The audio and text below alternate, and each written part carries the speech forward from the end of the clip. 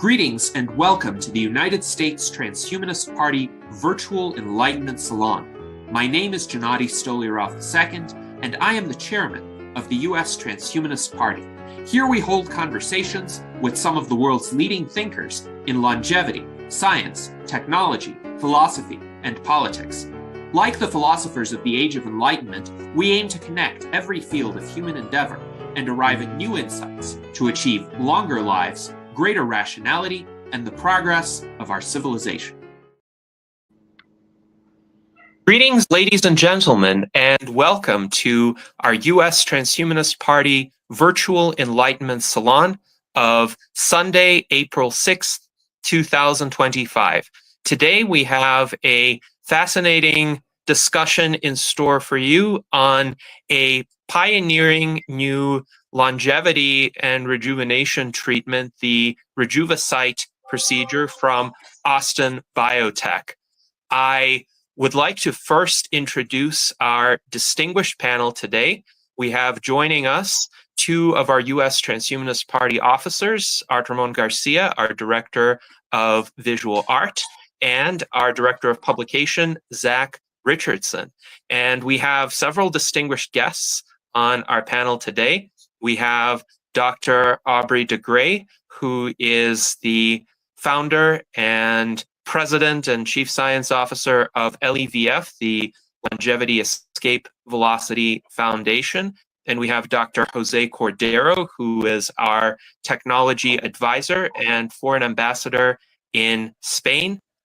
Our two guests of honor today are Elaine Walker and Zack Varkaris. Now, Elaine Walker is a remarkable individual. She has written a book called Matter Over Mind. She is a musician. She has composed a lot of very interesting microtonal and I would say futuristic music. She has a mathematics background and a long-standing interest in space exploration, which is also a subject that we hope to discuss later in this salon. And Zack Varkaris is a returning guest who will be familiar to many of our viewers. He is the founder of Austin Biotec, and he has been on this quest for the past several years to bring these rejuvenation treatments to women and also promote their longevity and health. So welcome, Elaine and Zack. Thank you for joining us today. And Elaine, you have recently been a patient of the Rejuvacyte procedure. So please tell us your story. Hi. Yeah, so I will go through the whole thing. I have been documenting it just on, my cell phone here and there. Whenever I feel like it, I've been, I know that they really wanted to start getting the women to show their story and what it's really actually like, because Zach's really just been getting out there and talking about the science, but what is it really like to do this? And so I put together a 10-minute video, poorly edited 10-minute video. So why don't we watch that first, and then I'll kind of set the scene, and then I'll. Okay, I'm expecting the phlebotomist to show up any minute now. And this really kicks it off and makes it official, I think, because, can't turn back now. And let's see, tomorrow I'm getting a bone density scan and some other stuff and some labs. So I'll document that too.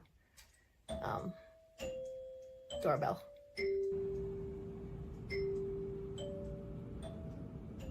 Document your journey. I'm getting my blood drawn for the centrifuge. 52 mLs. Okay, Mama. I'm gonna have you stretch out your arm, okay? Miss? Okay. You need to clean this with this? Sorry. You feel okay? Oh, you did it already? Yes. Oh, I had my eyes closed. I didn't even notice. Wow, you're good. Holy blood. Okay, so the countdown has officially started. Today I'm on my way to get 2 scans. One is a bone density scan called a DEXA scan, and the other one is an ultrasound down there. Kitty, you have the life. You never have to run around and do things. I can't even tell that you're a cat. I got here a little early, so I can finish drinking my 4 cups of water and listen to Chris the Brain while I drink. Cheers. We call photons entangled when their polarization is correlated. Some people go, oh. Phew, 1, 2, done. Okay, so I need to document what I look like before stem cell therapy. So this is with no makeup. I have a tiny bit of mascara on because I went out to get my scans. But, so yeah. So my hair is pretty gray. I grew it out so that we'd be able to tell the difference. I was born and raised blonde, and then it got darker a little bit. As soon as I got 1 ash blonde hair in middle school, I started lightening my hair, bleaching it, so it's a little fried. So it'd be great if some of the volume comes back, and moisture, and color. I do miss the 80s blonde jokes, I have to admit. We got so much attention back then. Look at my vertical keyboard. He wants to go to space. And there's my Pluto tar. I made this in honor of Neil deGrasse Tyson, and because I knew that he would be able to see one of my performances I was doing. It was hilarious. I called him out. Okay, I'm going to show you my morning routine. So my alarm goes off. I put it on snooze, and I either get into a child's pose, ballet stretch, or this stretch. And then I just wait for my snooze to go off again. And then when it's really time to get up, I do this. I'm gonna slide off my bed. Before I do that though, I always do these neck lifts because I need to keep my neck strong for grappling, or it also helps lift your neck if you exercise it. And then I slide off the bed. I had a back injury in 1980, so this really helps me keep it stretched out. Hang out here a little bit. And then I always need to kind of stretch back this way. This looks like yoga, but I don't know anything about yoga. Kitty, get on camera. I'm gonna sit on you. 3. If I can do 5, that's pretty good. Because it's not really morning exercise per se, it's just getting my blood flowing. Just getting in the mood to be up, because I love sleeping.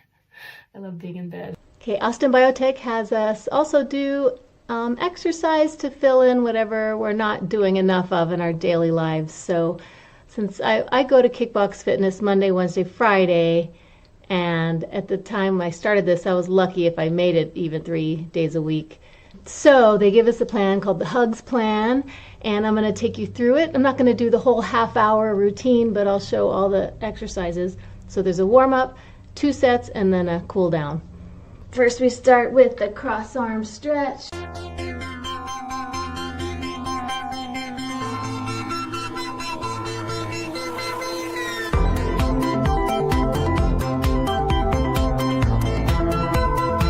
You guessed it, push-ups.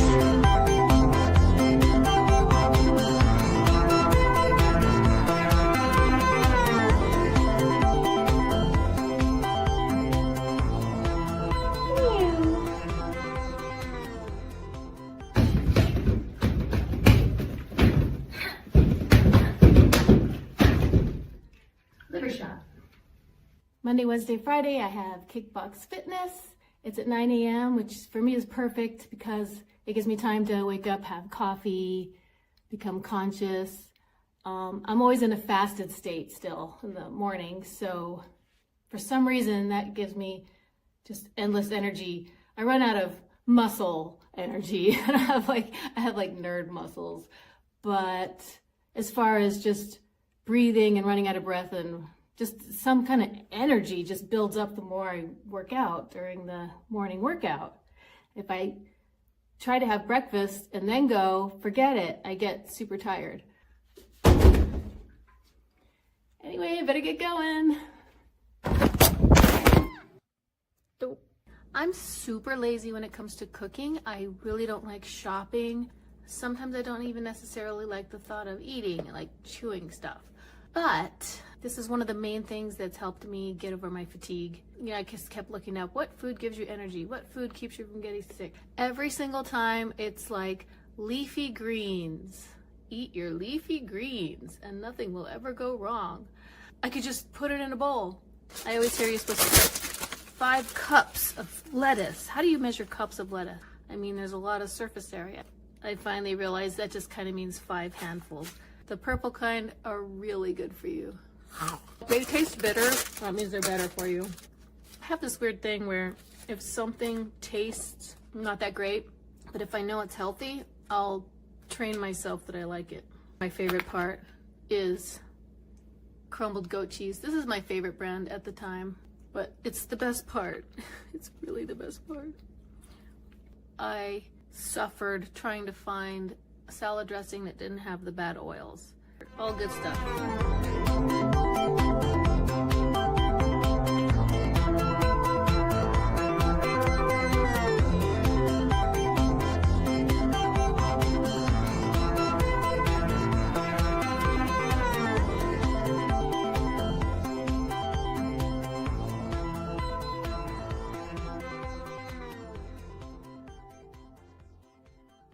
Wait for it. There she is.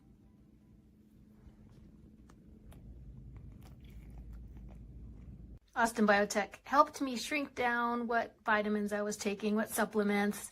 I had a huge stack because I hear about things, I learn, I do all this research and then decide I have to have it. So I basically try everything, and then by the time I'm taking it for a while, I forget what it was for. So now that I'm eating so healthy, I can see how I don't really need it all. And this was the one thing they added. So that's it. That's all I have to take now. It's great. Thank you, Austin Biotec.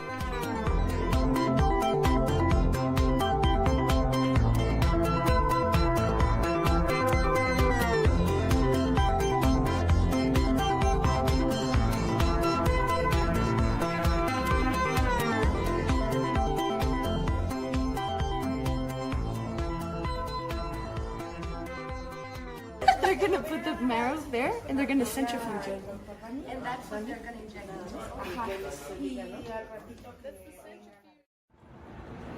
You got your racetrack, 12 levels, people up on the roof. We're at this crazy park.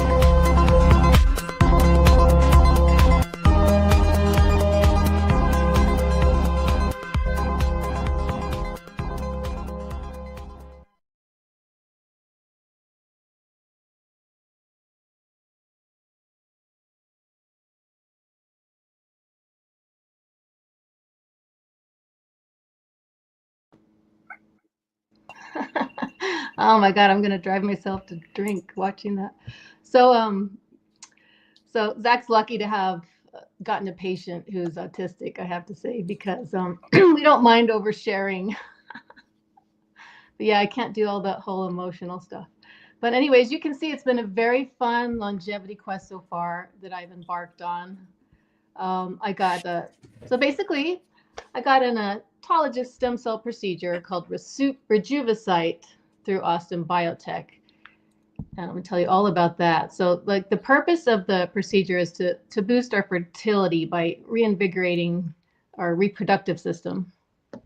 And it was quite a fluke of fate how I saw this in the first place. Speaking of oversharing, the first female cycle I ever missed in my entire life was February 2024 when I was 55. And actually, that was the only month I missed last year. So it was just a total fluke. So the timing was crazy because that very same month I saw that the upcoming Church of Perpetual Life live stream was Zack Varkaris talking about his research on reversing menopause. So what are the chances? So I hadn't had any other obvious signs of menopause, but missing a period was emotionally shocking to me. So I made sure to watch that live stream. because I hadn't had any symptoms whatsoever up to that point.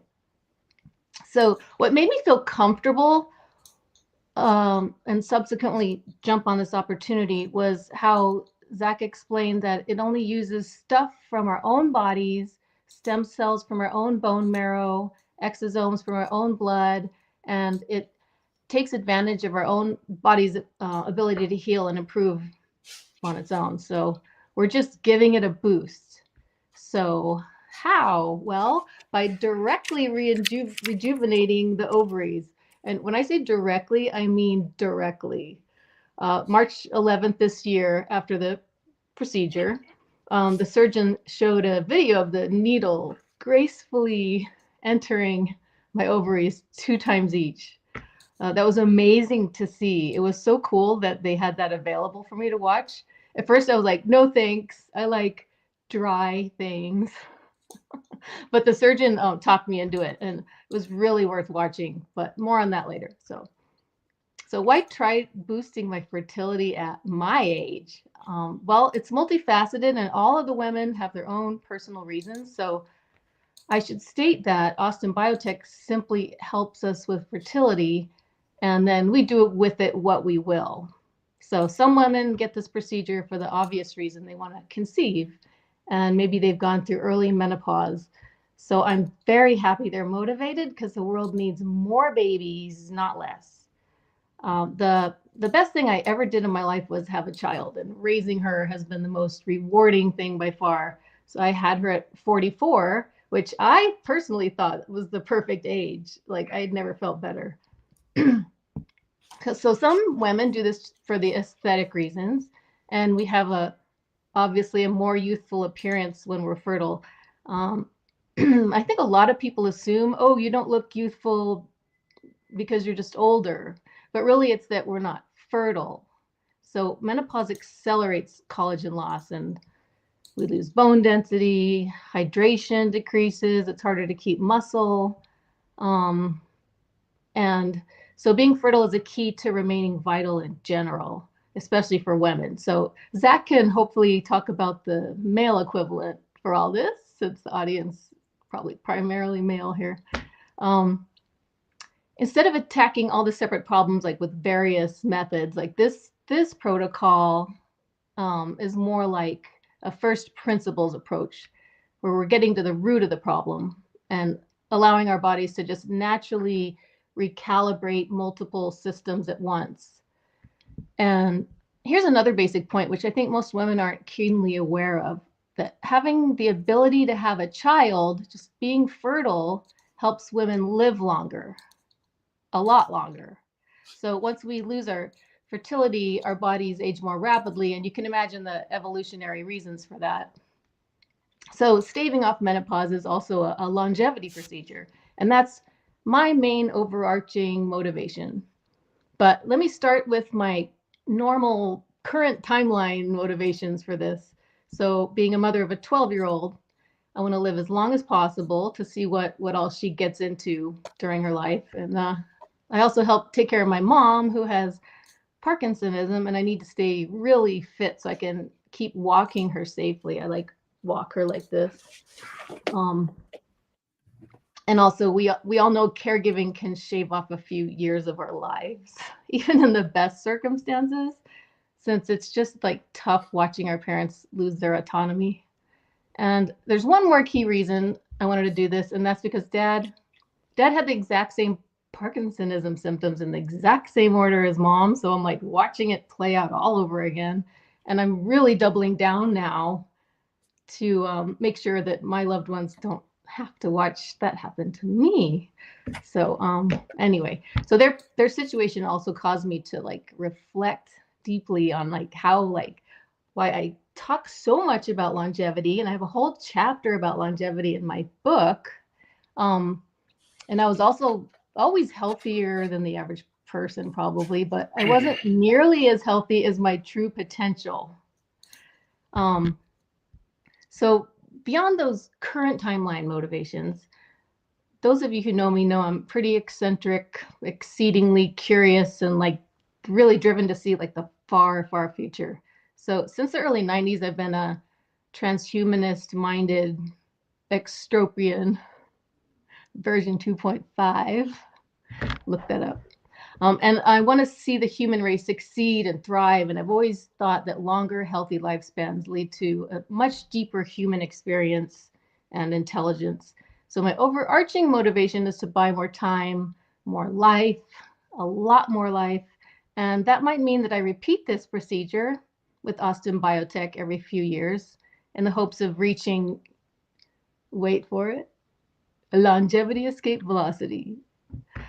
So as a proponent of super longevity, I really just want to show my deep appreciation for Zack's research and his motivation behind all this.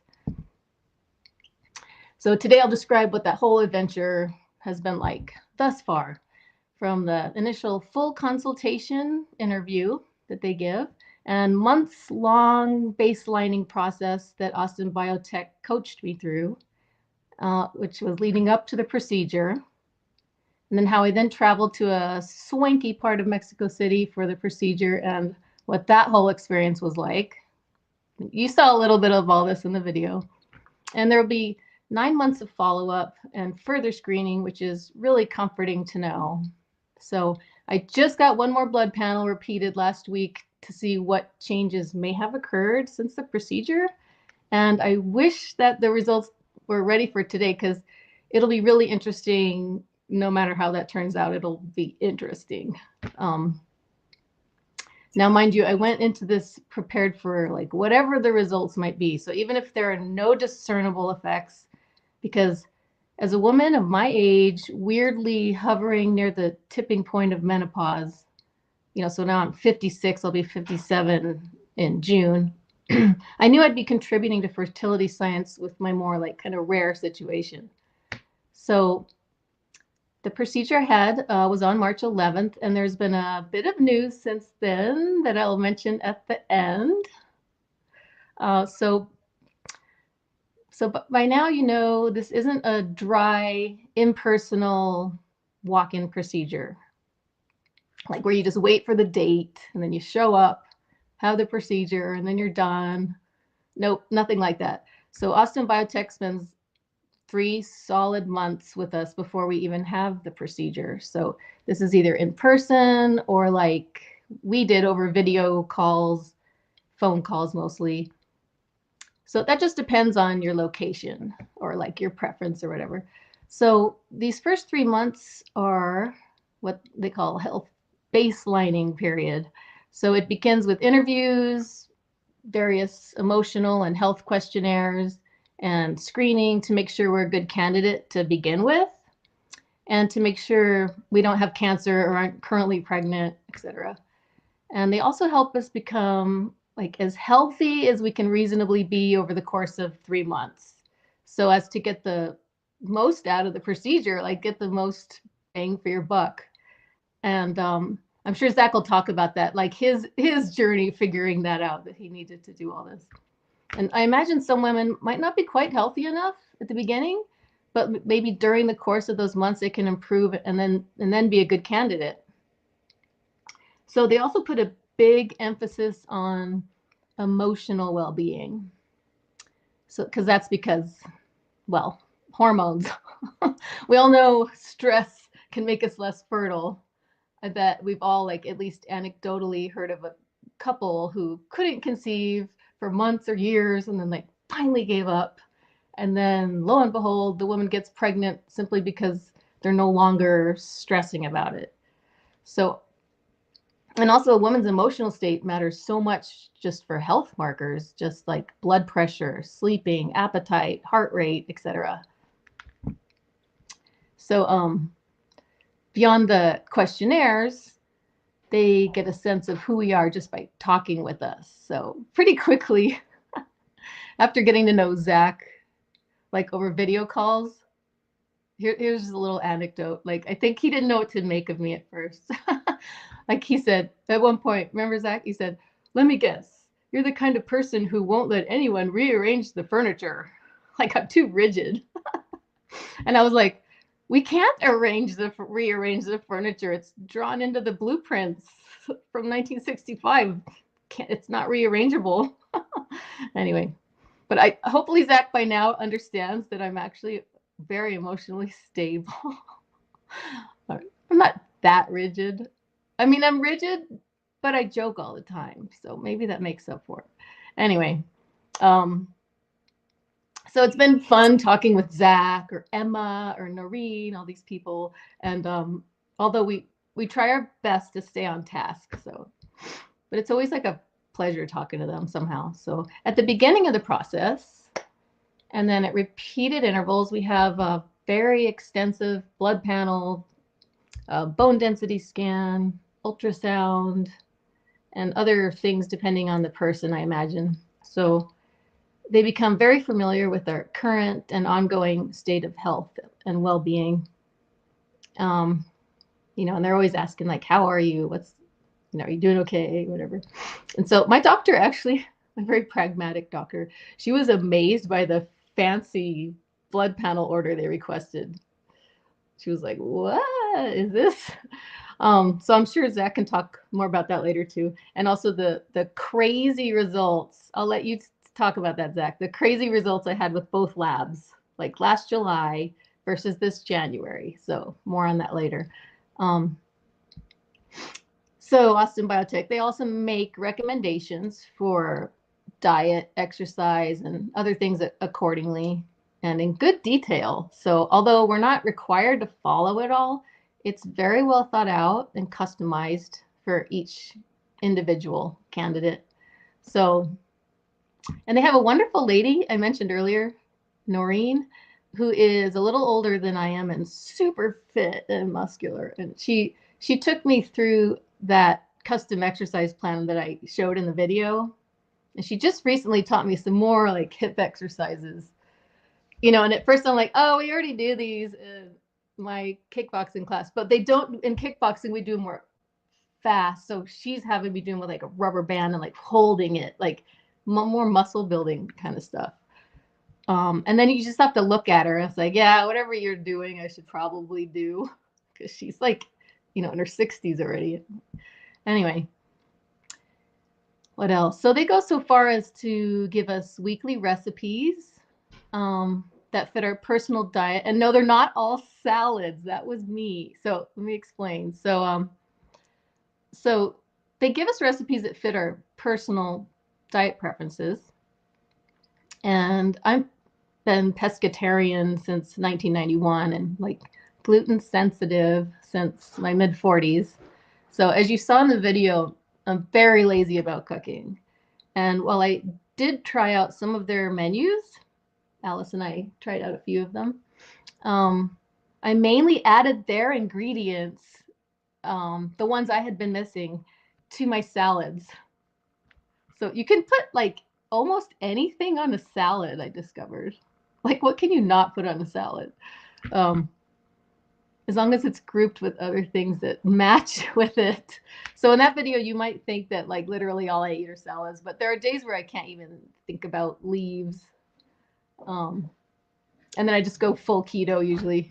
Or I might be craving carbs. I might be craving like just any carbs. And at that point, you know, women are different. Our hormones fluctuate in these waves, right? So since I eat so clean, I know that if I crave something, it probably means I actually need it. So I'll just go ahead and eat carbs. Like, you know, I'll get out my loaf of gluten-free bread, sad bread or whatever, or like I'll have potatoes or whatever. So Austin Biotec also helped me figure out the best salmon. I upgraded my eggs. I have like, so I saved so much money on supplements that I felt okay just buying best quality food now. So like everything's whole and organic, no labeled food. Like I didn't understand what that meant at first. It was like food with no labels. I was like, oh, yeah, I don't buy anything with labels on it necessarily. So I've really taken every single aspect up a notch since I've been working with them, because it's caused me to really like evaluate everything. My diet, exercise, learning to remain internally calm, like letting things roll off that I can't control. Because I still every now and then I'll have a meltdown. Like I am autistic. I will have a meltdown, but I know, I see it coming faster, and I'm much better at catching it and just be like, I can't control this. And even if I can control it, well, it's going to be a bullet point list of stuff I just need to do to fix it. So like, what is the stress? You just do what you need to do.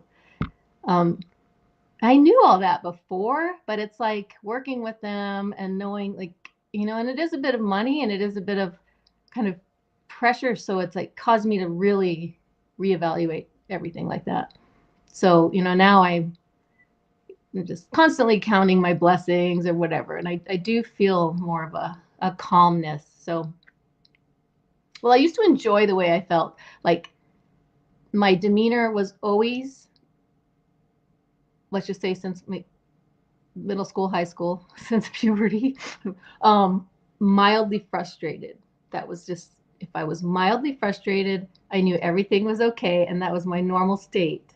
And I could get a ton of work done because I would just sit in a chair and work. And then I would just do like super hardcore exercise 2 or 3, 4 times a week. Other than that, I'd be like working. So this is really getting me to, like, I know I'm going to live a lot longer, just learning how to get work done while I'm feeling great. I don't know if anyone can relate to any of this, but I'm like, I feel so great now. It's harder to sit still. And I'm like, oh no, I'm not going to get any work. So I'm like learning how to do all this.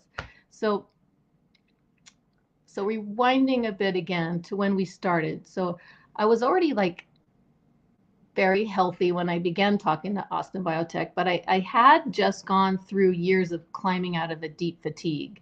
And that involved everything from fixing my sleep to discovering intermittent fasting. That was key, which meant morphing a bit more toward keto just to get the fasting rhythm going. And then doing some longer fasts and like nursing an injured shoulder. And then finally getting back into exercise. So this was like the few years before. There was a couple years I was pretty healthy before I met Austin Biotec, but like leading up to this point, to like 2022 was really kind of rough. So since then I was like tweaking my diet and supplements and always trying to maintain good sleep habits. Sleep's my biggest weakness. But so all of that process is exactly the kind of thing Austin Biotec could have helped speed along. Let's just say like my health would have improved much more rapidly had I known them a few years earlier. So they even have a grievance hotline where you can call and spill your guts and let your anger out. I personally haven't used it, but that's not really the kind of oversharing I like to do. But apparently a lot of the women love that feature. So, wow, I really wonder what those messages have been like over the year. I'd love to hear those. So at the end of the baselining period, we repeat the labs and make sure all is well. And it's important to note that some women improve so much during this inexpensive 3-month period to the point where they decide they don't even need the actual procedure yet. So, they will at some point go through menopause, but it's always okay to come back, like delay that and come back when it's needed. So I just think that alone, like I have to say, one of the reasons I was also like attracted to the company and just immediately thought, yeah, I want to sign up is because like Zack is the opposite of a salesman. And everyone around me here, they know about, I kick salesmen off the doorstep. I'm just like, get out of here. And I won't buy solar panels unless it's the engineer that puts them on the roof. He's the only one I'll let in the house. Anyway, so Zack reminded me, I'm like, he's not selling this. He's just saying what it is. And I just, trusted him. And, part of that, like, one example is that the baselining process doesn't cost that much, just blood panels or some money for the meetings or whatever. But if you get through that and then you improve your health, like it would even just be worth doing the baselining process if you just wanted to improve your health. But anyway, So we actually thought at first that that might be my situation. Like I was still fertile last July, and again, I'll let Zach explain those scientific details, but then I somehow like tanked in January. So I suspect the same thing happened to mom as far as that goes. Because she also had like no menopausal symptoms. Her cycle just stopped in her mid 50s, and that was that. Like we're like an on-off switch somehow. So nevertheless, at this point in my life, I just so happen to be like right on the cusp of where aging starts to accelerate in females. But on the bright side, I'm 56. So like my mom, my fertile years have lasted like longer than average. And Zach can talk about how that fact alone has already bought us like over a decade extra. So let's see. So yeah, okay. So about the actual procedure, let's get to this. So to go into some more detail about the procedure, here I'll read this. This is just straight from their website, real quick. So Rejuvacyte is a one-day outpatient procedure. Autologous stem cells are extracted, exosomes are added, and there are our own exosomes. And then stem cells are reapplied to the relevant reproductive organs, the ovaries. So the entire procedure is completed under 2 hours, and the patient is then free to leave the clinic. The patient does have to stay overnight in a hotel nearby, next door, as a precautionary measure.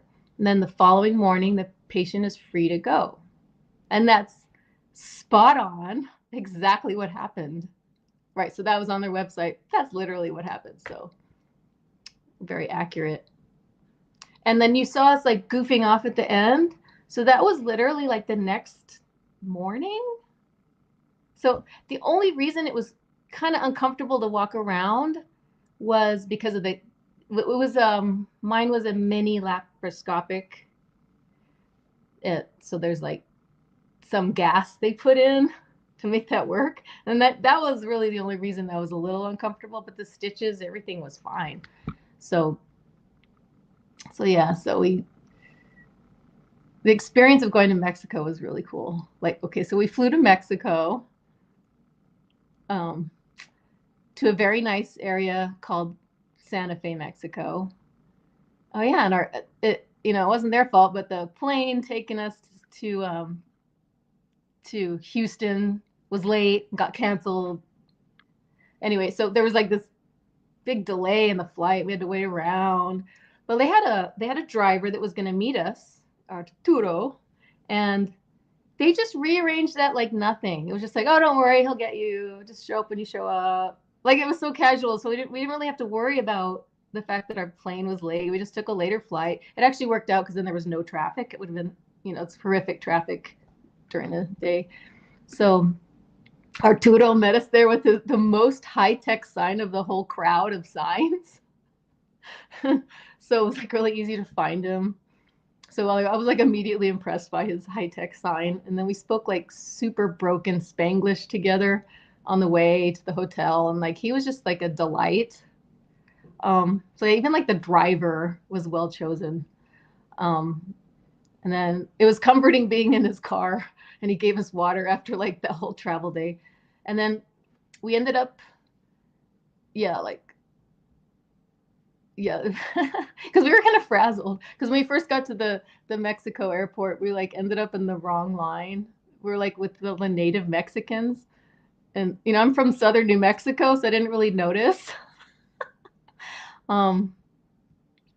Instead of the like random European line we belonged in. There's a lot of funny things I could say about that. Anyway, so let's just say I was more comfortable in the Mexican line than I was when we got into the random Europeans line. So anyway, so we get to our swanky hotel. It's you saw it, full suite, same price as a normal hotel in the States. Amazing view, delicious food. I even got to hang out with some of the locals that you saw at the end that were like mutual outer space friends. So So like the next day, Zach walked me over to the very nice clinic, which is the building right next door. And the nice lady you saw towards the end of the video waving, she was with me a lot. And I could text her when I needed anything. And she was like the translator, although the doctor had perfectly good English, and I'm used to that accent. So, and the hospital was right across the street. We had a fun view of the helicopter pad out the window. And then like the operating room was like next level alien abduction. It was like super high tech looking. I mean, maybe they all look like that now. I don't know. I haven't been operated on. And they were all very friendly. The recovery room was like swanky. You saw that with the view. And I had something in my eye the whole time, so I couldn't really enjoy the view. But in theory, it would have been a great view. So then you saw they had my exosomes on hand. I think Zach took them there himself. And you watched my blood draw for that in the video. So they had arranged for the phlebotomist, and I didn't even feel the needle. So I don't know if that was a fluke of luck or if you guys are just really good at knowing that was a fluke. Anyway, I want to use her again. And then the day of the procedure, they extracted some stem cells so that, the next morning I went in there for the procedure. They get the stem cells out of my hip, used the centrifuge, injected them into my ovaries. I slept through the I was under anesthesia, so I didn't, I blinked and it was over. And so yeah, so like I said, mine was mini laparoscopic. That was just, I guess, because of my age and because of my panels from January. They're just like, let's do it the best way. And but there's less invasive ways they can do this procedure.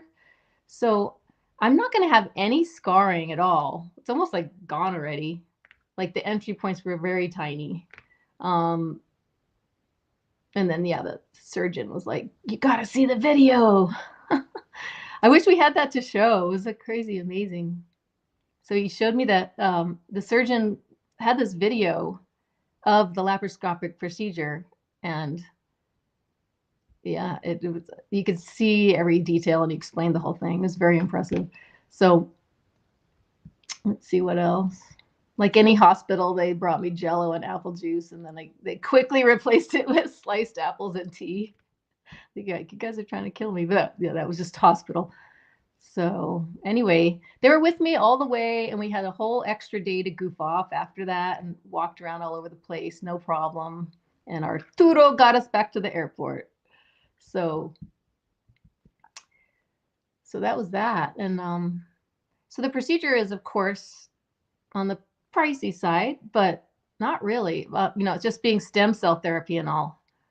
But this overall stem cell rejuvenation of our ovaries can alone replace all sorts of other things that women spend their money on and time, for fertility, health, and aesthetics.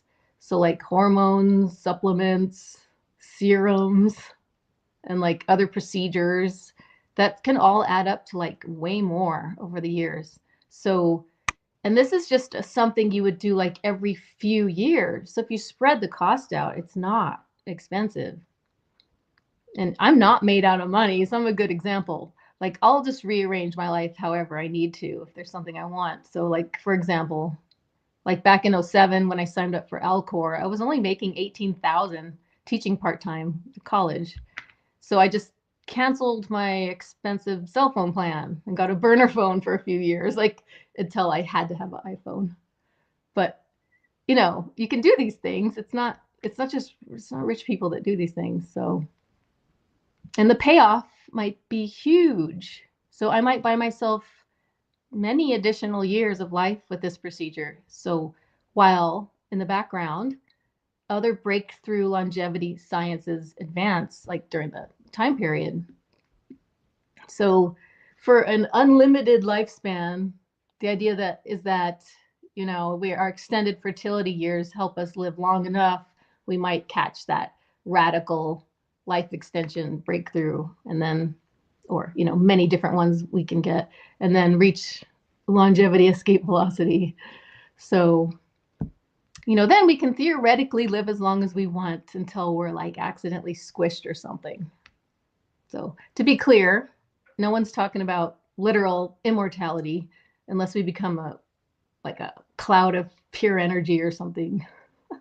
So even then, something could probably go wrong.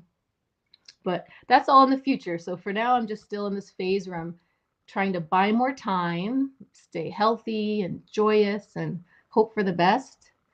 So, like, my mom is 89 and my daughter is 12, and I'm somewhere in between.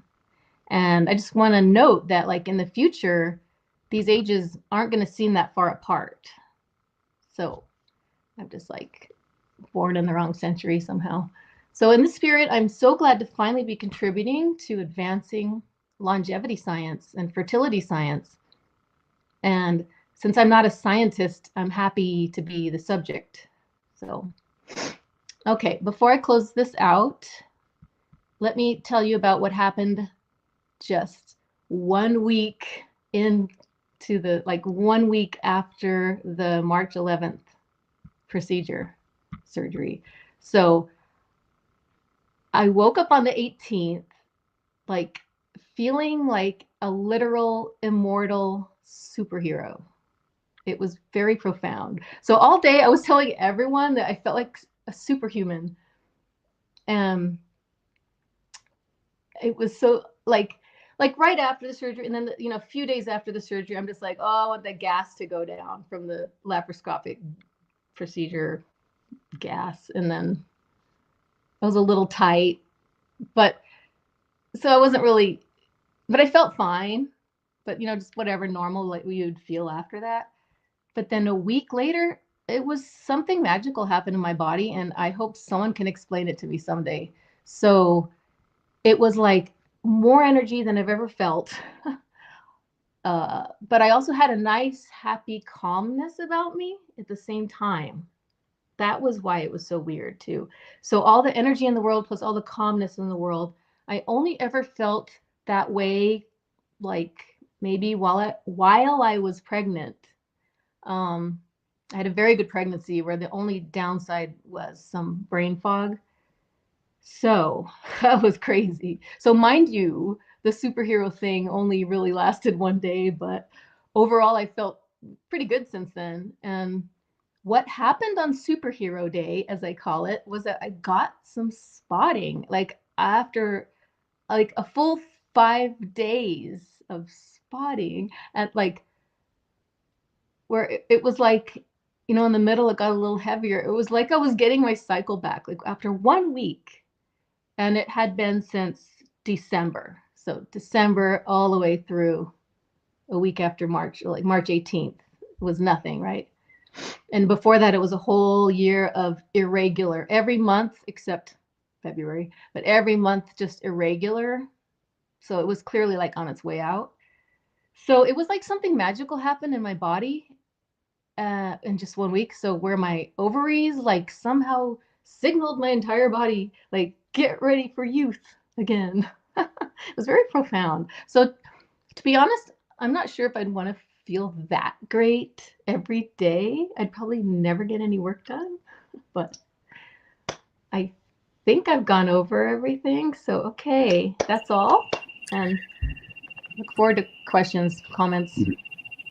Yes, thank you very much, Elaine, for that very thorough overview of your experience as a patient of the Rejuvacyte procedure. And Zack Varkaris is here to provide some additional details on the blood panels that were done and any other of the more technical aspects of the procedure that you would like to delve into. So Zack, please go ahead.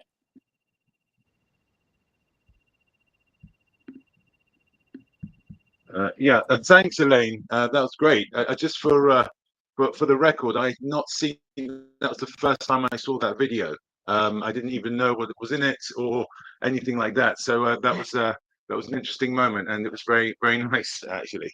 Yeah, that's cool. And there's Emma, there's Noreen, there's Deborah. There's a bunch of other people as well in the organization that are not being mentioned here that are very important. I think the hugs routine is there's a lot of work that's gone into it, not just with Noreen, but also with Max McManus, who's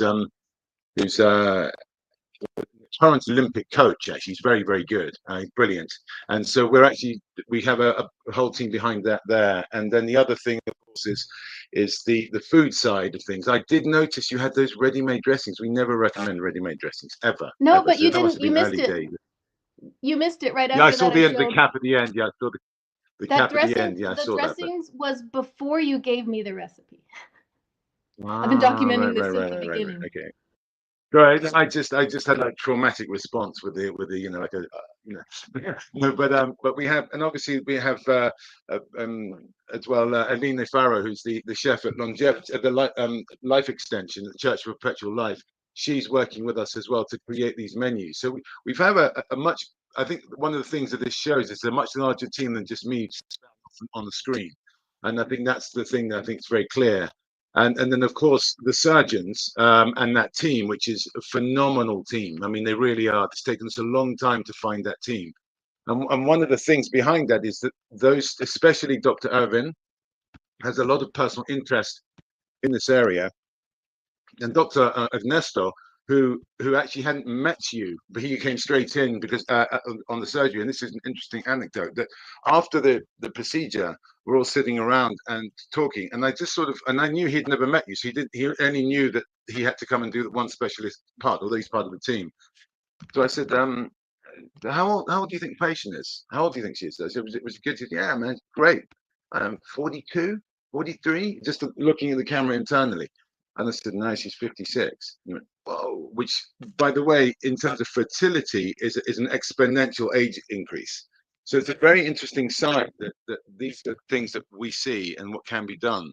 But the thing is also, yeah, we did give you 90 days baselining, but you are fundamentally quite fit and healthy, and you're on the sort of fitter or healthier end of the spectrum that we have. And no one is precluded from this unless they have really life-threatening illnesses or there's something really significantly wrong with them. We can work with anyone, but it's just the results that you'll get will vary. And one of the things that we found with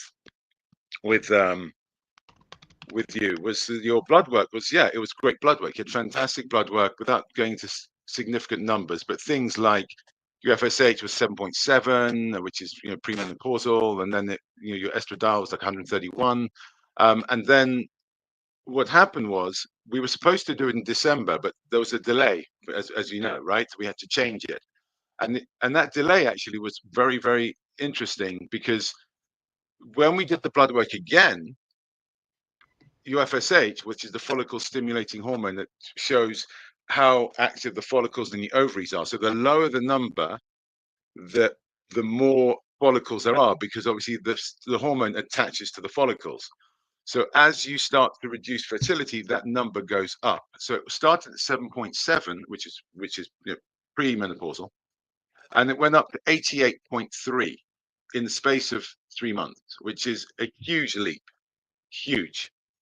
So we were like, right, we've got to move immediately, which is menopausal, clearly menopausal. And your estradiol went from 131 to almost 0.5, which is almost dropping off a cliff.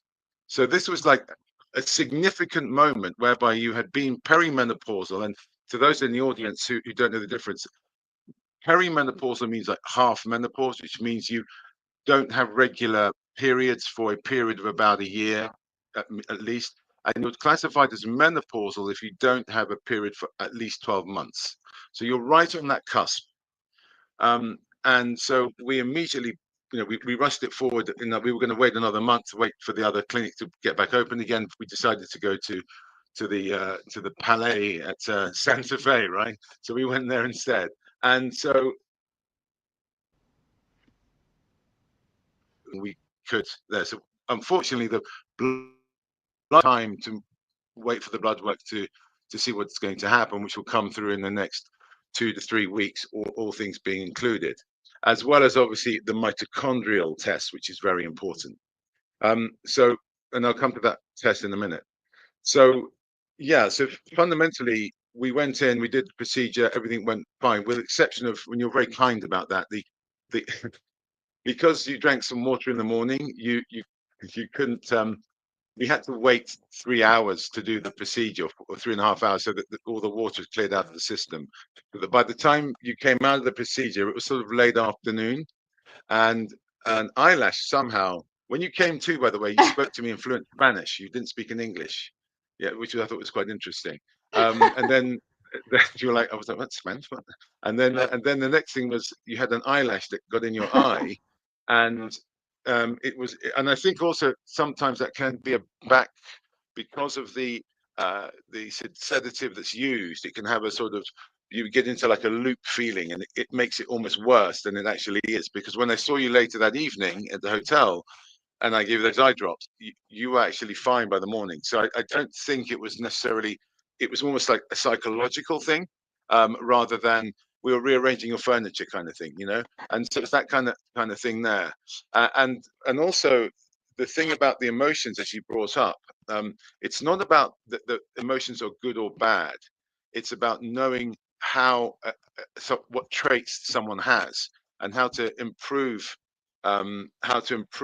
those response given the traits that people have in an environment. If, for instance, well, you know, a person who likes precision, we're going to make sure that we explain things precisely, or we make sure that we these are the things that we adhere to, because that's the weakest link in your chain. If we mess that up, all the good work that we do, forget about it. That you'll just remember that one piece.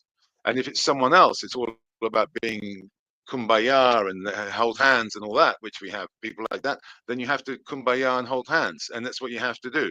And because you want to maximize the efficacy of the procedure, and it does have an effect on your body. I mean, just, we cannot quantify that. We don't have enough data yet to quantify that across the board, but we have enough to be able to maximize that procedure. And so that's where we were. And so HUGS is an acronym. Yeah, it stands for hips, upper body, glutes, and shoulders. Originally, it was going to be core, hips, upper body, glutes, and shoulders, but CHUGS sounds like a bad frat party. So we decided to go to HUGS, and that was what we did. And yeah, it works very well. And I mean, I use it. I take a band with me wherever I go, because I'm traveling a lot now. And, you know, and we use those bands, and we will be doing some filming of those, so we can have people that can go onto online classes afterwards if they want to, you know. And again, you're right, Elaine. If everything works out really well with the fertility fitness, you don't need to go to the procedure. When you go when you have to go. And so that's exactly what it's about. Yeah, so that's an overview. I don't know if there's any questions. I need to grab a glass of water. Can I go on pause, and over to you, Gennady. Yes, Zach, please feel free. And when you return, Jose Cordero does have a question for you, and we will get into the more detailed scientific discussion of the treatment as well. But in the meantime, I'll highlight some audience comments. So Rudy Hoffman writes that he likes how Elaine has the overlapping values of transhumanism, cryonics, health extension, and continual growth. So thank you very much for that comment, Rudy. And Josh Universe writes that from having talked with Elaine and seen her on the salon today, she is extremely authentic and vibrant. So thank you, Josh. And Josh also writes that you should post the meals in his biohacker forums when you join his server. So Josh has biohacker forums that he is administering, and he is trying to grow the community of longevity enthusiasts there. He also says he loves the music that you have composed, Elaine. So a lot of good words from Josh, including about the video. He says 10 out of 10, absolute cinema. So thank you for that. And Zach is back. So now, Jose, please go ahead and ask your question, and we will have the scientific conversation. Well, first of all, congratulations. Elaine, beautiful explanation and nice video. Pictures of Mexico. Thank you. I lived in Mexico for 2 years, so I liked it. And also, I love Mexico. Zach, yes, Zach, excellent quick discussion. I have 2 questions for both of you or whoever wants to answer. One is about money. It was not mentioned about the cost. I would like to know how much was the cost of this therapy, number one. Number two, about the place. Of course, I mentioned I love Mexico, and some therapies are being carried out in Mexico. But as you probably know, Brian Johnson did some gene therapy in Honduras. Mel Gibson, some stem cell therapy in Panama. Liz Parrish did her original gene therapies in Bogota, Colombia. So my question is, why Mexico? And if you are considering other places, and if there are advantages and disadvantages in Mexico, Colombia, Panama, Honduras, whatever. That I imagine is for Zach. And thank you and congratulations on your work. Thank you. Gracias, Jose. Can I answer I'll answer all the questions. I'll just go through the money bit first, and then I'll go straight on to the other reasons for the location. For the money bit, everything from A to Z, all of it, it's around about $20,000 all in. But it's broken down into little compartments. So the fertility fitness part is around about $1,500. The exosome part, which is a bit of an issue for us because we have to outsource that at the moment, and there's a reason we outsource it, partly for scientific, partly for logistical reasons, and partly due to economies of scale. We would love to do it in-house, but we can't because it would be way too expensive for us to do it. We'd have to have 4 times as many patients go through, and that's about $2,000 in itself, which is a big expense. And then the other area is the procedure itself and the 9 months aftercare, which is, obviously quite, as you know, Elaine, you've been dealing with Noreen and Angel and all that stuff. So that carries on. So that's the whole procedure itself from A to Z. We haven't priced in boosters, which would come in at the end of the 3-year period. But there is the thing with Elaine where Dr. Ernesto has asked her, and hopefully she will agree to this, after 110 days to come back to Mexico for a day for us to do the ultrasound, the scanning ourselves, because it's an art form doing the scanning. It really is. It's almost like a paintbrush. And so we would like to be able to see how much the follicles have increased by. And at that moment, and I'm putting this on camera, I don't know if I should do this, but we've discussed this, but at that moment, depending on the scenario and the results, we might administer a booster, but that's something we have to discuss as and when, because it's 110 days or 100 days from now, whatever it's going to be. So it's still a bit of time, but we'll have the results by that point. So that's basically the cost. And we envisage that every 2 years, 2.5 years, you would do it. You would do another booster again. But it wouldn't be for that price. It would be less. It wouldn't be as involved. And also, the other thing that we're really noticing is that the hugs and the lifestyle, the exercise and diet, even for someone as fit and healthy as Elaine, and the Freudenspanne, which is something that we've touched upon way back in the day that we've come up with, that is really, it really does make a difference. I mean, without going into personal details about what Elaine's going, she has some personal issues that she's been dealing with throughout this whole procedure, and it's still coming up now. And as she like the pointed out on the screen, that it's keeping us centered and being sort of bahala na, as they say in the Philippines, or que sera sera, as you would say, Jose. What will be, and that is very important because this is an element that people in what we call, well, technically middle age is 35 in the old school, but in the new school, middle age is 55, 60 even now. So middle age is that you're looking up those older than you and bringing up those younger than you, whether they're your children or your cousins or your nephew, whatever they are. You're in the middle, right? You're getting sandwiched. And so that is the reality of our lives from the 30s to our 70s. And that's the period that if you can't manage that period correctly, your genetic decline in your 80s is going to be rapid, as opposed to sort of a steady glide down of 30 years, which I know, the death of death and all that stuff. We're talking about getting to the point where you can have the death of death. We're like preparing people for that, so that's it there. So that's the cost side. The thing is, it varies per patient as well. So some people need less work at the beginning, some people need more work. As a view, for us, obviously more work costs more money. But from us, and internally as an organization, those that need less work are generally better, because usually it means they're self-motivated. That's what it means. Not always, but generally. And also the procedure itself, as Elaine pointed out, we did a mini laparoscopy on her, which is 2 keyhole cuts, one just in the belly button, and one that's about half a centimeter in just on the bikini line. And what happens, everything else is done with like almost puncture needles. So it's not even, it's like a very thin needle. It's a very unusual way of doing it, or way, should we say, it's a very skilled way of doing it. And it comes to your next question, I say why we chose Mexico, and I'll explain in a second.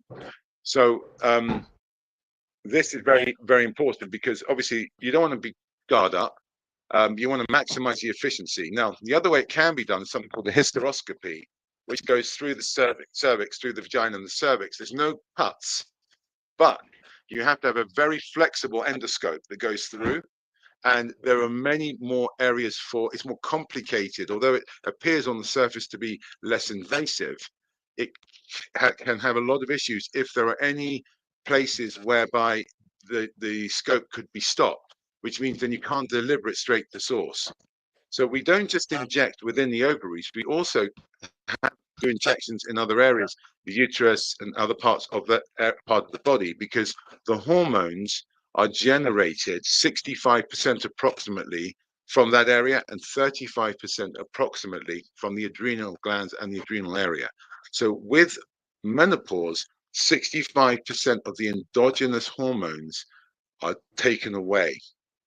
But it isn't just from the ovary, it's also from the uterus and that whole area itself. So depending, we have to obviously work with different patients in different ways. So we have a flexibility of how we apply these techniques.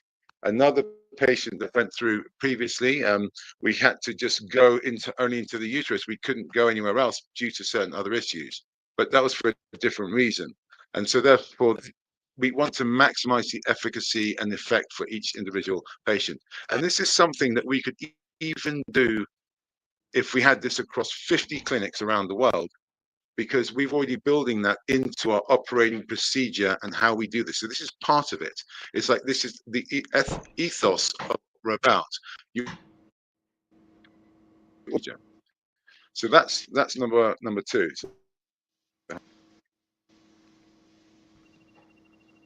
So why Mexico? Right. Okay. Mm-hmm. Okay. Well, yeah, I know about Johnson and Gibson and Honduras and Panama, etc. Bogota, we thought about Colombia. I know Colombia very well. In fact, actually, that was one of my primary choices. Another one was actually Peru, because again, I have a lot of connections, or we have a lot of connections in the organization in Peru. Originally, we wanted to do it in America because it was autologous, right? And we did a couple of IRBs, and they were not approved, or should we say they were rejected, due to the fact that you can't use exosomes with mesenchymal stem cells. Well, that's actually not true. Not all exosomes are equal. But the reality is, without besmirching those that looked at the IRB, they just didn't know enough. That's just the reality. And so there was at the University of Chicago, Professor Al-Hendi and his team, who've been working with exosomes. There's some very good papers there working it, which is great. So, okay, we can do it in the US. But there's 2 issues that come about, 3 actually, 2 major ones. The first one is the cost is just going to be at least 3 times the price. At least the same procedure, at least 3 times the price. So the fact is, just flying to a destination and spending a night in the hotel, that suite, isn't it? It's $100 a night, it's like a Motel 6, anywhere else. And here you're getting a suite. So the cost of just flying somewhere for 3 days out of 5 days, having even a holiday, would at the top end, taking a partner or family member, would be $2,000, maybe top end if you did everything.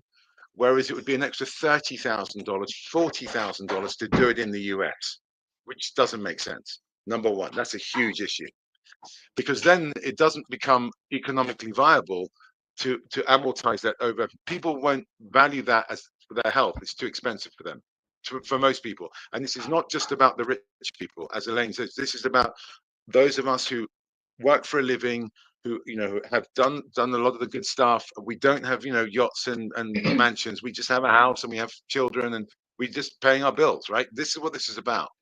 So the top 30% or whatever the number is, I don't know what the number is.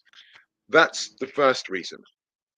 The second reason is that the surgeries that we're using are actually come from the best surgeries originally came from Spain, of all places, actually, Jose.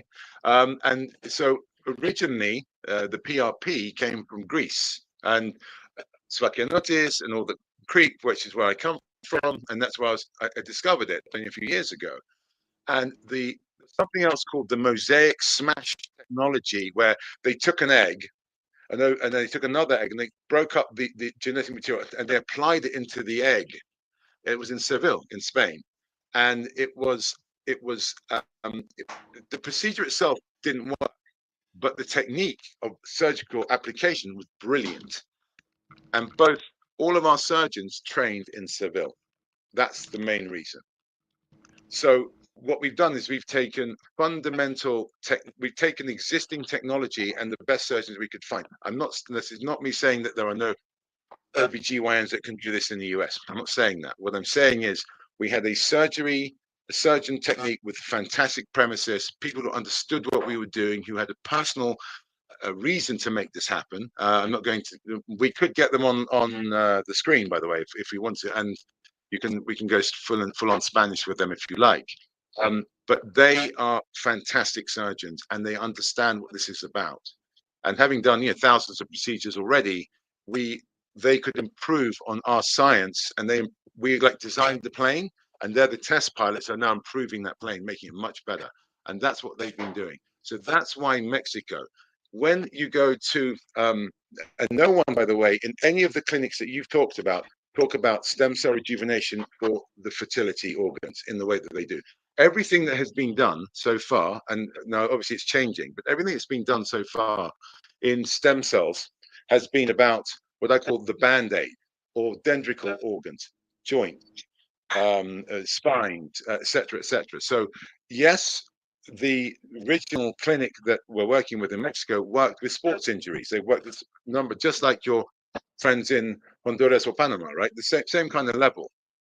But what we're bringing to them is something that no one's done before, which is understanding how to reinvigorate the fertility organs to keep you youthful, because it's not very, how can I put it? You do it, but it's not like having Botox where you come in like this and then you're like that and you can see it the next immediately. You can't do that with what we're doing. It's a slow burn, but hey, we're in the longevity game. So this is what it's about. It's about the long term. So that's why we chose Mexico City, and we have 2 clinics that we are working with in Mexico. But this one arguably is the better one. It's just a bigger organization, and we're actually growing the organization internally with our own members of our team, and we're merging together in that because it's a phenomenal team, as you saw, Elaine. You saw what we're about. So that's why Mexico. Are we thinking of any other locations? Well, the answer is yes. We have a location that is actually going to be opening realistically by the end of this year. We already got the site lined up and the surgeons lined up in the Philippines.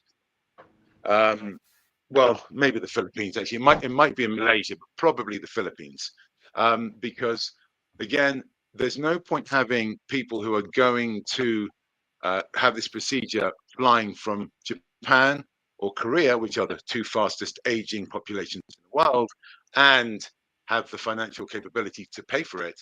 Why not fly 2 hours to Manila or 2.5 hours to Kuala Lumpur, and as opposed to a 15-hour flight across the Pacific to Mexico City? That's the reason. But Colombia is even further away because, as you know, it sort of goes out westwards like that. So that's the reason. We have another site, so we'll be opening in East Asia. That will be opening by the end of this year and be ready to take patients by January, February of 2026, right? So that's for that side. In the Western Hemisphere, we have this main clinic in Mexico City. We have a secondary one in Tijuana, which is there as well, but again, cannot cope with the volume that this one can do. And then we are looking at other areas. We do have retreats, by the way, which you'll find very interesting, in the Sacred Valley in Peru. We have a little retreat that we're going to put together.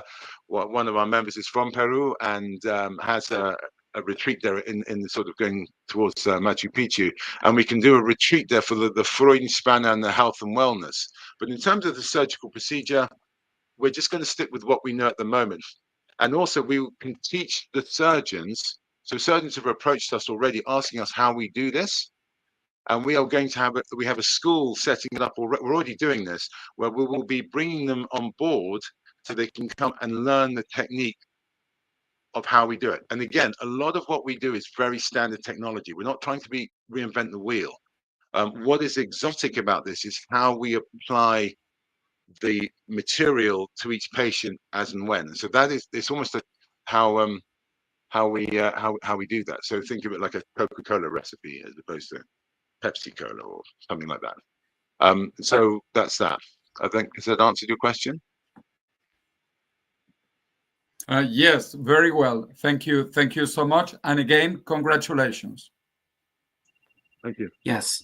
Thank you, Jose, and thank you, Zack, for that answer. And now I would like to invite Aubrey de Grey to ask any questions of Zack and or Elaine about the procedure, any of the science behind it, anything you'd like. Well, thank you, Gennady. So I've been listening with great interest to what Elaine and Zack had to say. Honestly, I'm not sure I do have many questions. I mean, remember, of course, I'm sorry for the movement. Here we go. Remember, I'm a PhD, not an MD, so I'm not really the right person to be asking the most pointed questions, if you like. But certainly everything that Elaine has described about the experience and indeed about the, the motivation and all that was extremely heartening. Elaine, I want to congratulate you not only on having gone forward with this, but on how you presented your experience today. And obviously Zack, well, as Zack said in the chat, is here really as in a supporting role, if you like. And so, yeah, I mean, I am really quite impressed with what Zack has put together as a package for people like Elaine. I honestly don't have all that many questions. I guess one question I do have for Elaine, though, is to what extent are you working to promote this more widely? I mean, this is, of course, this Salon is, of course, one good place to do that, but you're kind of, preaching to the choir here. So are you perhaps in a position to have influence elsewhere, including, secondhand influence? I could be doing a lot more promotion. So yeah, and I want to take any advice. So basically, I have I'm old, so I have a Facebook with 5,000 friends. I have, I'm on all the other platforms. I'm so busy doing like my own work, and then, doing the documentary video, like just even trying to get those pieces. I don't always feel like filming myself. It's kind of tough, but there's so many ways I could be promoting this. Like, I do have a YouTube channel. You can get to all this from my home website, ziaspace.com. So I have a longevity list already. So I've been meaning to add to that and then try to promote this more. And like, I should be getting on more kind of Discord and like, Josh Universe's groups he presented last week. I haven't had any time last week, but I want to go through that and see what can I realistically do. I used to be on like, way long ago on the extropian lists and other lists. And, even like the microtonal music lists, I just don't keep up. It all goes so fast. There's so much talking and I'm like, I gotta get to work.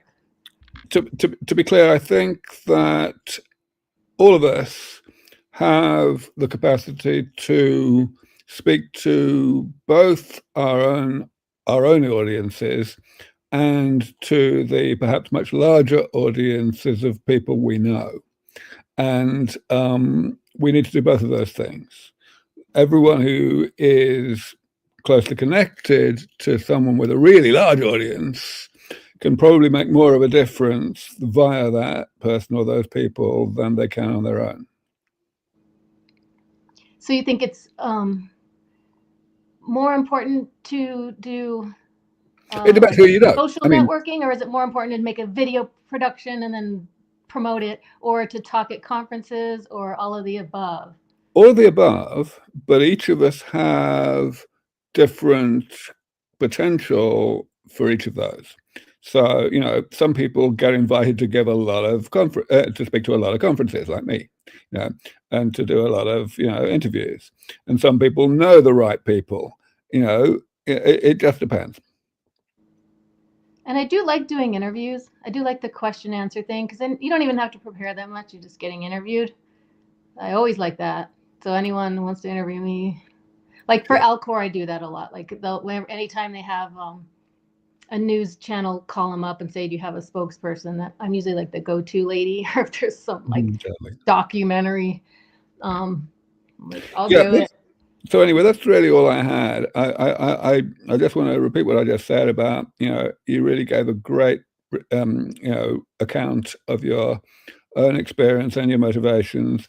And Zack very much complimented that very well. Thank you, Zack. So, congratulations to both of you. Thank you. Excellent. Thank you, Aubrey. And I think that was a great exchange. Now we will go to our other panelists, Art Ramon and Zach Richardson, to see if they have any questions for Zack and or Elaine. And then we will have another segment with Elaine sharing her thoughts on space exploration and some implications for fertility and reproduction in a space context. So Art Ramon, please go ahead. Yeah, I had some questions along the lines of, say, menopause occurring possibly because of the grandmother effect, where maybe pheromone communication between the mother is creating let's say from the daughter. Okay, let's say Elaine's daughter, now that her pheromones are maybe pushing her into menopause, or maybe even sons also. Is it possible that your own offspring, their hormones start to cause, the menopause as a non-competition? Because they say that's one of the reasons, for menopause and growing older. So just any thoughts along that? Is it something that could be explored? This hormonal communication.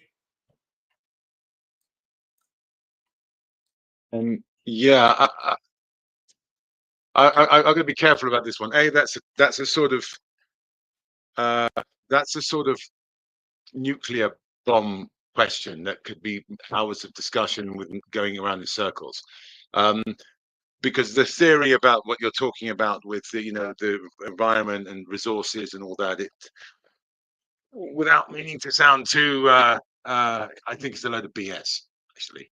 I just, because we're the only species, with primate species for sure, that has menopause, and no other species do except marine mammals. that do that. So why is that? So it's not even, there's not a correlation between intelligence or size, or there's too many weird variabilities. My theory is that, see, everyone thinks that nature's planned. I think nature's the optimum compromise. To quote my friend Walter, it's the ultimate compromise. So in other words, if you're alive at the end of the day, you're winning. That's all that matters. That's all that cares. So that fundamentally, that there may be, it just accidentally happened that way at some point, and it stayed there.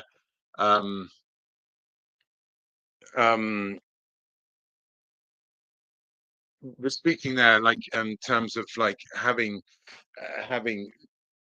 menopause. I don't think is created that way. I think that there is basically a system where it's a very heavy energy wise, which is why you measure mitochondria. It's very heavy measurement wise on the system, so that basically if they can shed those energies, it means they live longer. So think of it this way: if we're fertile at 15, we can reproduce at 15. At 15, you have a child. At 30, your child has a child. You're a grandmother at 30. At 45, you're a great grandmother. Average menopause is 50, and you last another 7 years. So you're basically living 2.5 to 3 generations. That's enough. But what's happened is society and biology are not combined. So in other words, our society has gone that now you're 15, you're a child. In fact, actually, arguably, you don't finish your education till you're at least 25, maybe even 30, and then you do your apprenticeship. And so basically, you have the window for fertility. Before was, we had a whole generation 15 to 35. Now it's like you start thinking about having children in your late 20s, right? Not everyone, but I'm saying generally, right, within a certain group. And therefore we think that therefore applying modern day knowledge onto what is arguably prehistoric biology, and that means that can't be, we're not comparing apples with apples. I think that fundamentally we can just extend menopause for the moment, and that's the best way we can do it. And I don't think that's caused by the hormones of a child or the hormones of a parent, although the emotional response that you may have could exacerbate that and speed it up. I don't think it's a fundamental cause of it. That's the quickest answer I can give you. I think without getting out. just put my 2 cents. I'm not sure I even fully understood the question, but I think the reason I got my menopause, the main reason, at like 55, 50, and 56, is because, well, my mother also did, and she led a quite different lifestyle than I did. Like, although she grew up on a farm, so the beginning of it was great, but she probably hardly exercised a day in her life. She didn't really put an emphasis on exercise. Let's just say she was a mathematician, and had a lot of exposure to toxins, I think, is what led to the Parkinsonism. But so she had a different life than I did, but we both got menopause at the exact same time. We both had no symptoms, and then boom, on off switch. So I think it must be genetic, I guess. I'm guessing. Also, same thing with when we first went through puberty, all of us were very late. So yeah. Okay. Yes. Okay, thank you. Thank you for that discussion. I am sure that, as Zack said, an extensive amount of time can be devoted to that question or the implications of that question. For now, I want to see if Zach Richardson has a question for Zack and/or Elaine. Hi, my question's for Elaine.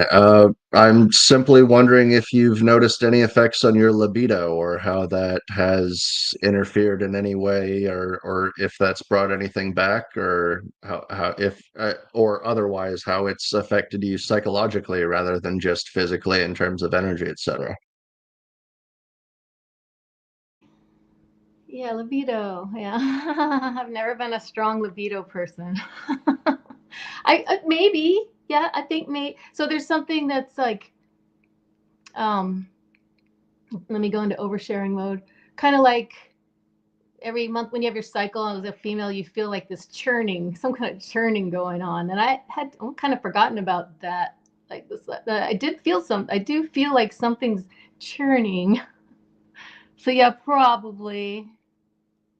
Yeah.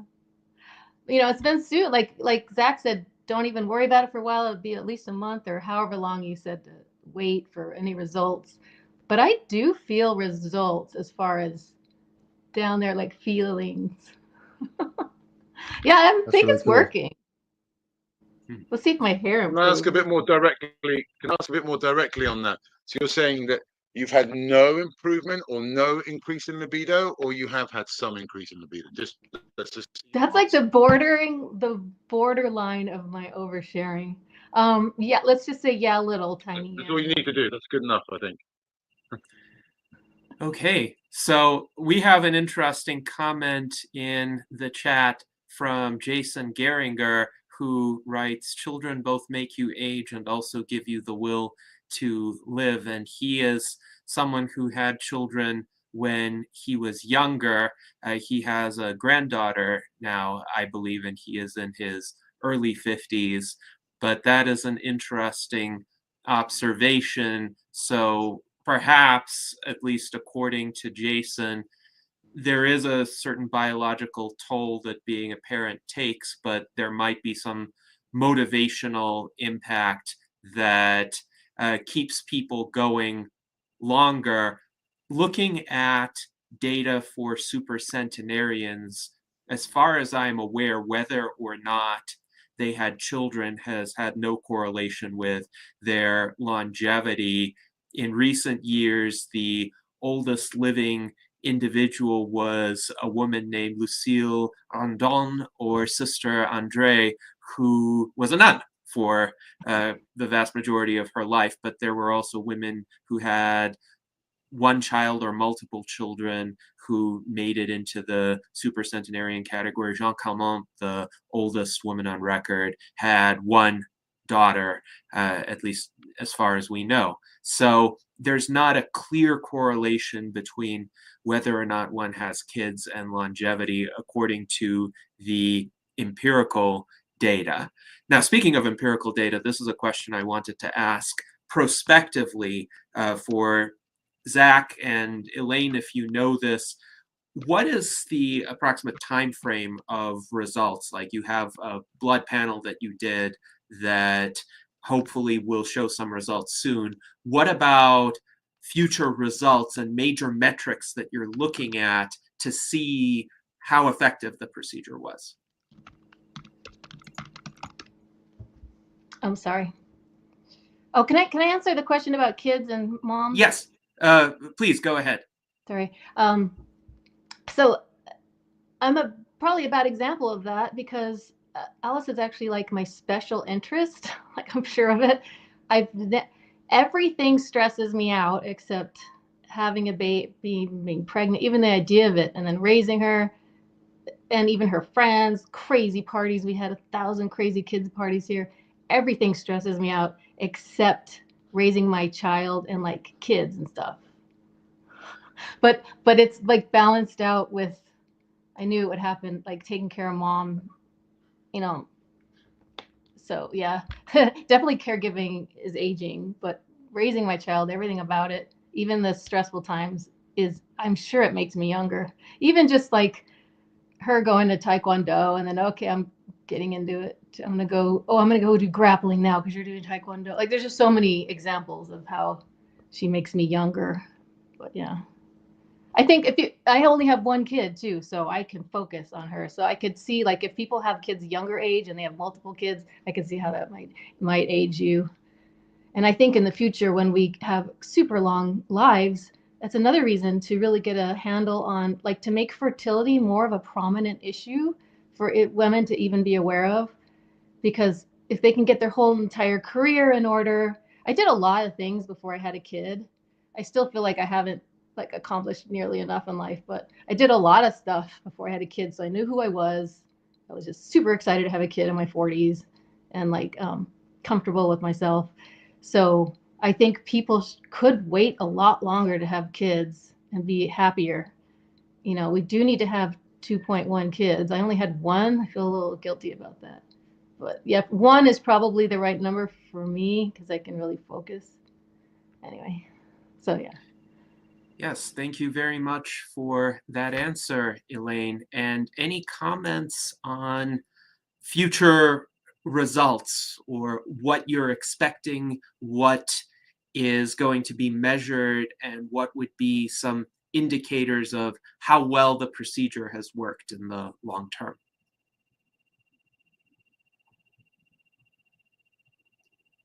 No, that's great. That's perfect. Thanks for that, Elaine. So no, that's great. This is one of the reasons why I'm glad we did this before we got to the set of results, because partly because I think we so focus, and don't take this the wrong way, guys, on the male quantification aspects about what the results are, without actually understanding it's about also the whole environment itself. So I think that's one of the main reasons why this is what we are talking about here. It are results already, more energy, the feeling of superhuman, the fact that actually I don't want to feel superhuman all the time, because if I do, then I'll get nothing done, because everything's a huge dopamine release, so you don't get anything done. In fact, it's very clear, and those of us who've done writing, who've done research, your best optimum sort of productivity is just slightly below average, a little bit down, so it just keeps you focused and balanced. So there's a lot of reasons like this that we tend to overlook. So in terms of the results that we're looking for, this is one of them right now, right? So that's number one. Obviously, we're doing the standard, the estradiol increase, the progesterone, the FSH decrease, standard methodology of the hormonal panels, which is based on clear research already done by our Professor Al-Hendi, and stuff that we've done before actually as well. So that's the thing we'll be looking at. Not only though the results that we have now, how long those results last for. How long is it before the uptake happens? How long does the uptake happen for? And then when does it drop off? And that's very, very important, because this is not science experiment in a lab. This is a living experiment of like for our lives, right? For how this affects the people around you. So if we know that the results we're looking for is not necessarily absolute numbers, but how long they last for and what the efficacy and when it drops off, that will allow us to tailor the procedure accordingly and to improve it as we go along. That's number one. But in terms of the measurements and the metrics, coming back to your hardcore science, Gennady, right? Let's get masculine on it. So we're going to talk about hormone balance, estradiol. We're talking about progesterone. We're talking, and also this type of estradiol. Remember, that's different, because endogenous hormones are far more efficacious, right? You need less of them, and they don't have issues with, you know, artificial hormones have issues with other areas that we're not going to get into now, but they have issues with other problems. Bone density, huge issue. Now that takes a while to do. You've got to wait 6 months to really see if there's been an increase. We'll take the measurements, but it takes at least 3 months to see results. The increased in follicles in the ovaries, which is why hopefully Elaine will come back for another jolly to Mexico City and have the scan done of the actual follicles and how they've improved, and also within each individual ovary, because what we've done is we've taken each ovary and slightly variated each one, so to see the difference of what that variation will be within the same organism, Elaine. But anyway, so that's there. The other thing we're looking at is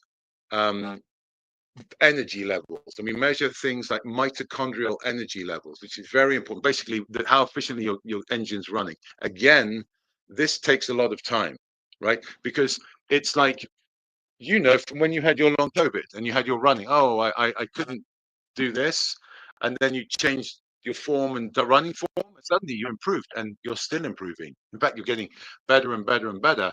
Now, was that because your mindset is right, or do you think that the realignment of your posture was the initial cause of moving everything else forward? I'm just saying that these are things that you can only see with the benefit of hindsight, you know. So what we're looking for here is hormone balance, bone density, so all the effects of what the menopause causes, right? So hormone balance, bone density. We are looking at blood sugar, inflammation markers, skin, so elastin within the skin, and that's a measurement that I'm not going to talk about on camera now because it's still quite proprietary, but we're pretty up there with skin. And also the emotional health and well-being, which again is very qualitative, but it has quantitative results. So what we will do is once we have those results, first we have the blood work coming in now, which again, but I have no idea what they're going to be. I have no idea. Could be amazing, could be crap. I just don't know. We just don't know. But it doesn't mean that the bone density isn't good, which is 3 months down the line. It doesn't mean that Elaine's libido goes through the charts and stays like that forever and ever in a day. That's something else. So there are a number of different variabilities that we need to look at, which is why, you know, I'd be very coy about giving answers to that, because we don't always know the answer. We just know that there is improvement. It's how we can quantify it and then explain it to an audience in a way that they can understand that. So that's what we're going to be looking for with results. That sounds a bit messy answer, but that's. You said measure mitochondrial energy, or you said measure energy levels at one point. Is there a masculine measure of that's data-based? Or are you just talking about something more like how the person feels subjectively in terms of energy levels on a day-to-day basis? I ask because my current interest is sort of in mitochondria stuff. So how is that measured, or how are you measuring energy in any way, assuming you're measuring? I see you've got a Blueprint T-shirt on, so you're obviously a Paul My Johnson fan. So therefore, that's there. It's like what you've got here is that fundamentally you're talking probably about morning wood, aren't you? Kind of thing, right? So I think fine, but the fundamental thing here with energy is this. When you I know I'm on screen, but I don't care. So on this, what it is that when you have a child, when you conceive a child, it takes about 10 times more energy to conceive the child. For a woman to have the ability to carry that child, the bone density requirements, the blood flow requirements, brain fog is actually a byproduct, because women are much better natural communicators than men, but they speak more, right? They're just better at it, right? So we have to work harder to communicate, right? You know, when they say I'm fine, it's so many layers. And when the guy says I'm fine, he's fine. That's what it means, right? It's a very different dynamic. And so measuring that energy vis-a-vis fertility gives us a base point.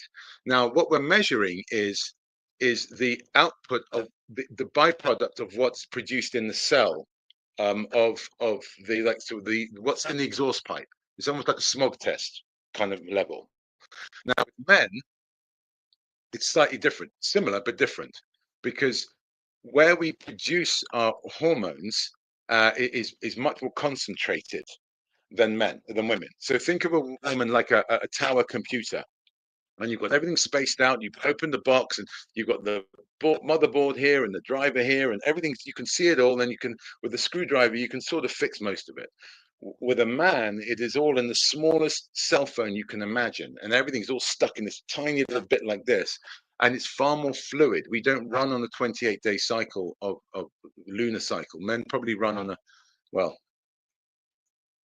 it's not about men here, but it's fundamentally about an 8-hour cycle. It's a solar cycle. It's a different cycle.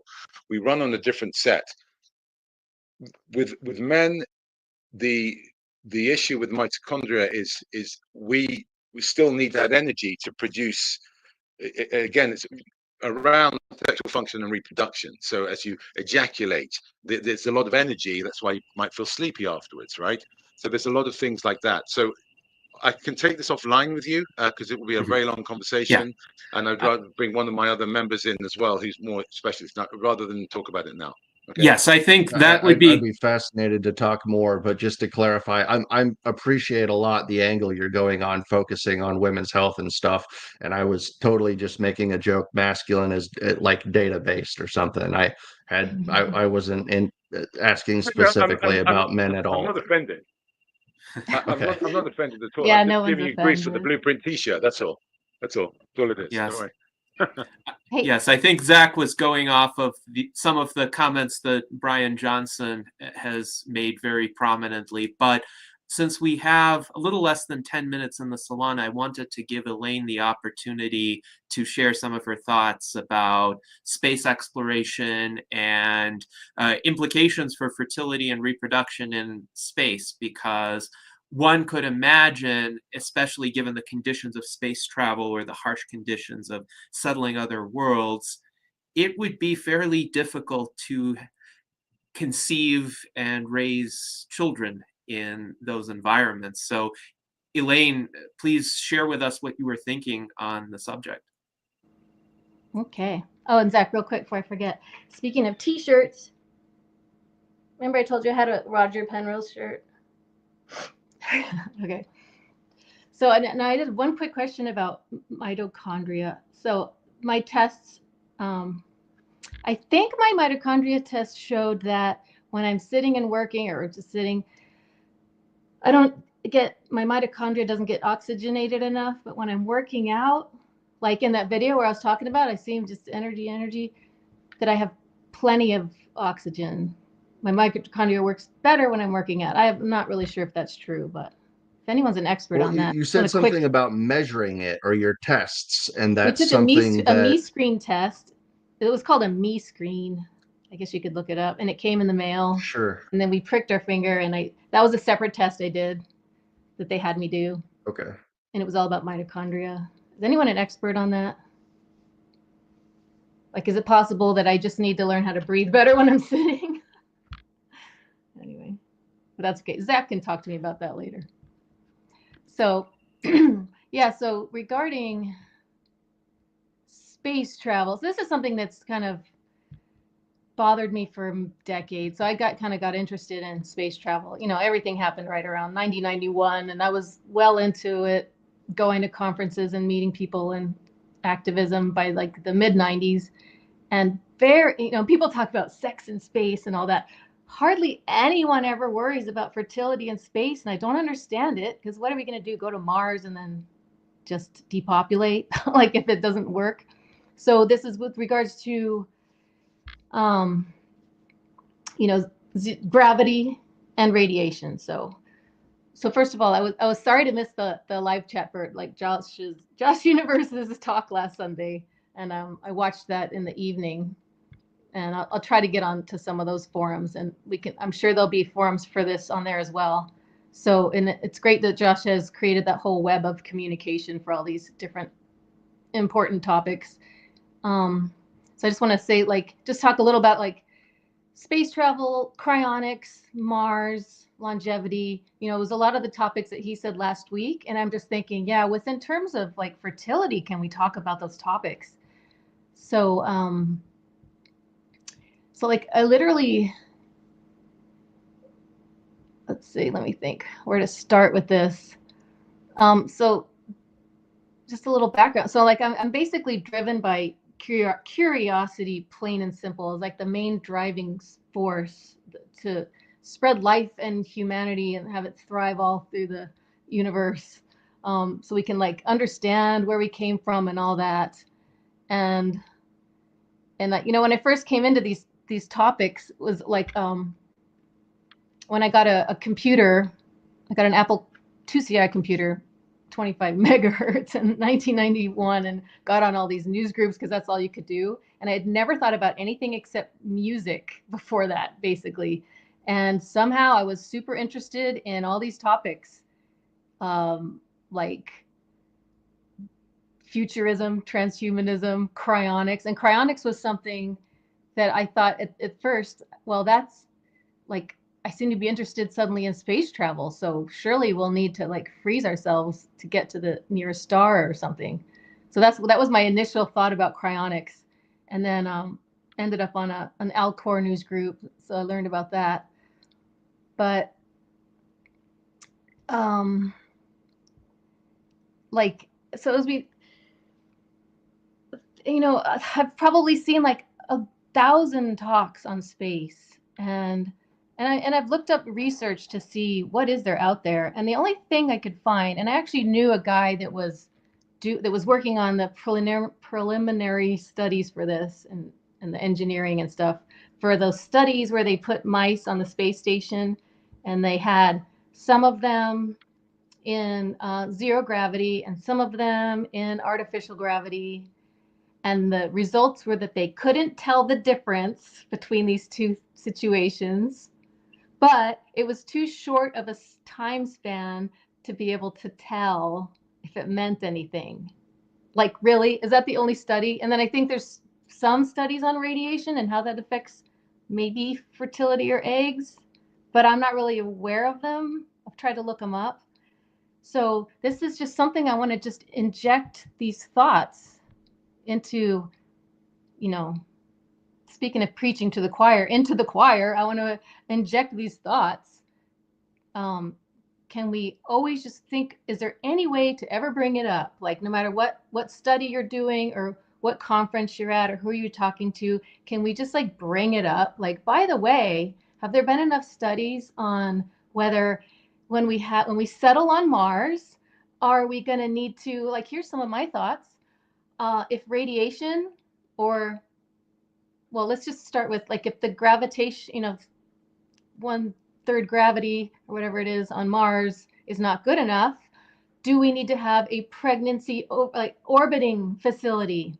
So then there's the question of, does artificial gravity even work? It's slightly different than regular gravity. There's something different about spinning than just acceleration type gravity in one direction. We don't even know if that's good enough for something as subtle as fertility, for egg health, fetuses, we don't know. Or if it's, you know, but maybe that would work. Maybe the women just go up to the station for 9 months. Maybe it'll take a different amount of time on Mars. We don't even know. What if it's radiation is the main problem? Well, do we need to go underground for a while? Or here's my thought on cryonics that I kind of wanted to run by like Josh or whoever, any cryonics expert. If we could like remove our eggs when we're at our most healthiest to get our best eggs. So, you know, this is for a Mars colony. Oh, you're at that age now. We got to get your eggs. Put it in a cryogenic facility. So I did some research. It's super rough, and an AI helped me, so you could totally tell. But the boring companies drill, and the Alcor doers are just small enough to fit inside the boring diameter. So just a thought, right? We could drill into the side of a mountain, because I did all this research. Where's the coldest part? Above ground, below ground, poles. Well, it seems best maybe just to drill into the side of a mountain where you got a lot of dirt, but you're still right there. You're not very underground, can't get to it. Have cryonics facility. So for cryonics, normal, but also for like just cryogenic preservation of eggs. Of course, you'd want organs and all that's another topic, blood. But can we freeze our eggs when we're young? And then we get to that age, oh, we got to do the in vitro or however it would work. Put it in the mother, go up to the spinning station. No one's ever talked about this. I mean, maybe they have. Please enlighten me if they have. Yes. Or, you know, there's 0G. There's like, if we'll be living on space stations probably. And then just one more quick thing. Like if we're going to other star systems, let's just say nearest star for now. Obviously, we could do things like Josh said, be preserved in some way on the way. I have always also pictured the people where that's just their whole life. They're just always born and raised, maybe die on the traveling space station, you know, the traveling ship we're just always almost like a religion. We're never going to get there because we're not going to live nearly that long. It'll be another 1,000 years before we get there. But like we live on this ship that's going to that star. So it doesn't always have to be so depressing, like we're going to be frozen along the way. You know, there might be a lifestyle we can have on some group of ships or some fleet or something like that. But even then, okay, maybe is there less radiation, or there's different types of radiation that happen when you're in deep space. So yeah, thoughts, and just literally just inject these topics into the various groups. There's a lot of overlap. Space, longevity, cryonics, fertility. Yes, indeed. That's a lot of conferences. Absolutely. I think a lot more can be said on these topics, and you've already motivated some thoughts among our audience. Our producer, Bill Skywatcher, writes they should definitely have an orbiting facility for supplies and emergency assistance at the least. So thank you, Bill. And Josh Universe mentions that Kelly Girardi, a fellow member of IIAS, did a microgravity flight on VSS Unity and had a fertility study, but otherwise there has been very limited research on the subject. And one last comment from Josh in terms of artificial wombs and injection and using radiation resistant materials in a setting where the G's, the gravitational force, would be closest to that of the Earth. So a lot of thoughts, but definitely this is an area that needs to be studied and explored far more. And unfortunately, we are out of time for our virtual Enlightenment Salon today. But thank you, Elaine and Zack, for joining us and for all of the great discussion. You are definitely pioneers all. And as our friend Ham writes, Elaine is breaking the limits for other women. He feels the frame expanding. So thank you for that. And this is an example of how hopefully we can all live long and prosper.